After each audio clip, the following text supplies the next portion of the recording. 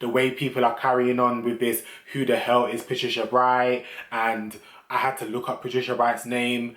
Don't play in our face. You know who the Patricia Bright is.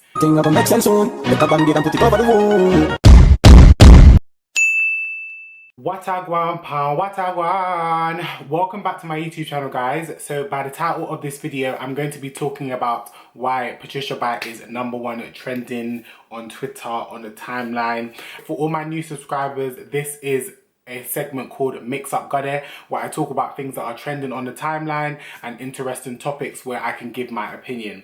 If you're new to my channel and you do not know who I am, my name is Phillip, or Gode for short. Make sure you like, comment and subscribe to the ting. Now, as I've said already in my videos, I am not biased. I try to see the whole perspective and not pick one side. So I'm not picking anybody's side because of their race, and I'm not picking anybody's side because I watch them more than the other. It's none of that. I'm going to say what I see. So Patricia Bright is #1 trending on Twitter because of this tweet that reads, "Damn, I had a competition to give 10,000 cash to black women last month. I'm now wondering if it were designer items, it would have trended." Now, for those of you that do not know what this tweet is in reference to, this is in reference to Molly May's giveaway. Molly May was the runner-up of Love Island. I think she has the highest amount of followers from leaving Love Island, and she's had a successful career so far, such as having like Pretty Little Thing collaborations, her own tanning company, and other large sponsorships, and even having a lovely home. Molly May did a giveaway, and in the giveaway, she offered up things like MacBook, tanning, I think massaging, designer bags, designer items. A lot was going on in this giveaway. A lot of things that somebody could actually benefit from or even resell. Like, there's so much things you could do with that giveaway. When you read this tweet off the back, I feel like an uneducated person reading this would immediately look at it as something like, oh, an angry black woman or a jealous black woman is just spewing her hate onto somebody that is white. Let's call it a spade a spade. That's what I feel like somebody is going to look at it as straight away. Not only people are going to look at it that way, people are going to look at it like, oh, you're just being a hater, you're just being an angry black woman straight away. That's how I feel. And also the mention of black women being in the tweet, I feel like it almost made it into a race thing. Molly May's giveaway, the rules were quite simple. The rules were: like this post, tag a friend, subscribe to my YouTube channel, make sure you're following Molly May and Filter by Molly May, share this post to your story for a bonus entry. You must complete all of the above points for a chance to win. The more you tag, the more chance you have of winning. You will win all of the Louis Vuitton luggage, lots of Apple goodies, a year's supply of Filter by Molly May, and a full Beauty Works hair transformation. It's that simple. The instructions are pretty much straightforward. Patricia Bright's giveaway doesn't apply to me. Now, when I dive into the tweets and see what other black women have to say, and women that may have entered or knew about Patricia Bright's giveaway, one person tweeted, "Patricia Bright wanted us to write a dissertation for her giveaway and she's mad it didn't trend like Molly May. We had to do a repost, like and follow."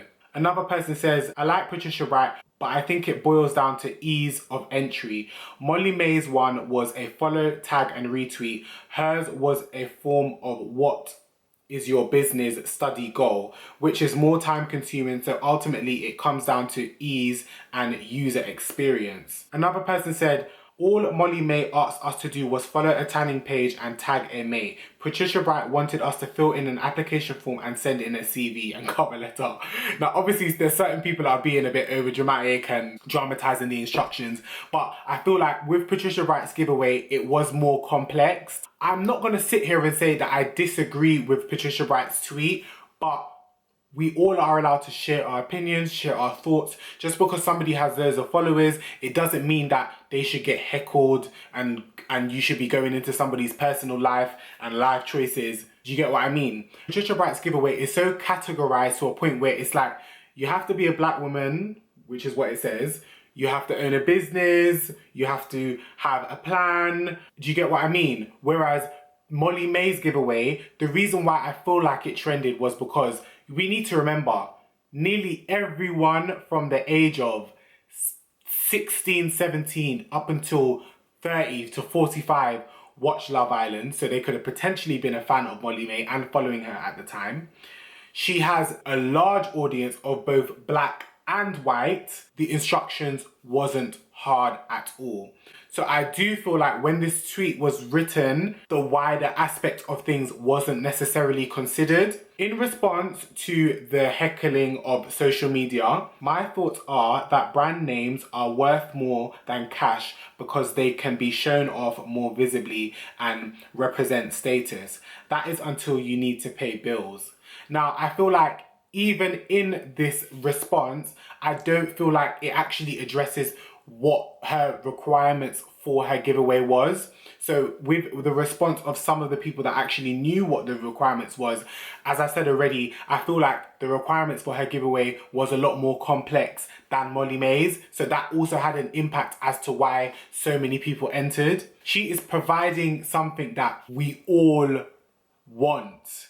So yes, she is right in where she says that we hang our mouths open over designer things. She is completely right in that area, but I feel like she missed out the part when it came to engagement, who actually follows you, what your audience actually wants. Do you understand? So I feel like when she said giving away 10,000, by the response of people, it wasn't as easy as it seems. Let me follow you, let me subscribe to your channel and I'll give you £10,000. I don't think it would have been that easy. I don't personally think that she's wrong for saying this, you know, because if I want to talk my on my Twitter or go on my Instagram story and rant, I should be able to. Why am I not allowed to share my opinion? And we need to stop doing this. Maybe you lot might feel like maybe today might have been the wrong time.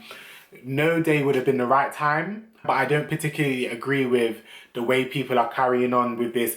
Who the hell is Patricia Bright? And I had to look up Patricia Bright's name.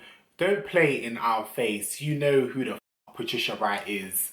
Y'all are being disrespectful for no reason, do you understand? People are being messy talking about how old is Patricia Bright, talking about what content she produces, saying how she's materialistic herself because everything is about money, money, money. Bro, if that's what you think, you actually need to actually watch her content and see how she's actually helped people when it comes to housing, mortgages, finances, and all them type of things. All I'm gonna say is, doesn't matter how many followers you have, talk your say what you gotta say what's on your mind, say what's on your chest. Do you get what I mean? If that's how you feel. There was nothing, I don't particularly feel like there was anything wrong with the tweet. That was all for this mix-up, guys. Make sure you like, comment and subscribe to the ting. Make sure you comment down below and tell me you lot's opinion on this situation, and try not to be biased because you're a fan of Molly May, and try not to be biased because you're a bitter jealous. Let's see all sides. And that was all for this mix up, got it? As I always say, don't blood clot mix me. You understand? What I want?